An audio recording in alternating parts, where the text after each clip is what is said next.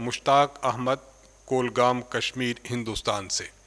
اب سوال پوچھتے ہیں، السلام علیکم ورحمۃ اللہ وبرکاتہ۔ وعلیکم السلام ورحمۃ اللہ وبرکاتہ۔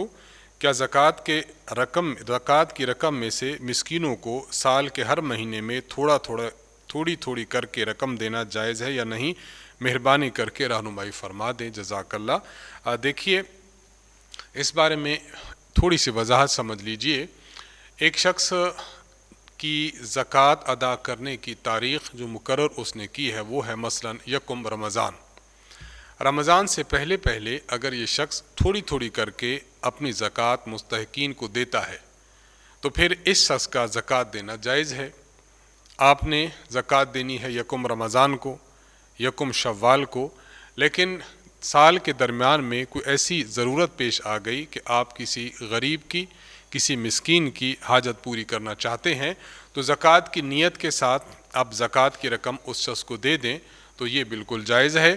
ہاں، جب آپ کی زکوٰۃ کی تاریخ آئے گی مثلاً 1 رمضان یا 1 شوال، تو جتنی زکوٰۃ آپ نے سال کے درمیان میں دی ہوگی اس کو کاؤنٹ کر لیں۔ مثلاً آپ دے چکے ہیں 60,000 روپے، اور 1 رمضان جو آپ کی زکوٰۃ کی تاریخ ہے، آپ نے اس تاریخ کو حساب کیا تو آپ کے ذمہ زکوٰۃ بنتی تھی 1 لاکھ۔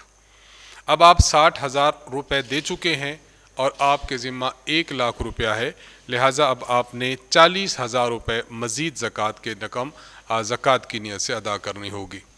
تو اس طرح اگر آپ زکوٰۃ کی ترتیب رمضان سے پہلے یعنی مقررہ تاریخ سے پہلے بھی ادا کرنا چاہیں تو شرعاً ادا کر سکتے ہیں، اس میں گنجائش ہے، اس میں کوئی کسی قسم کا منع نہیں ہے۔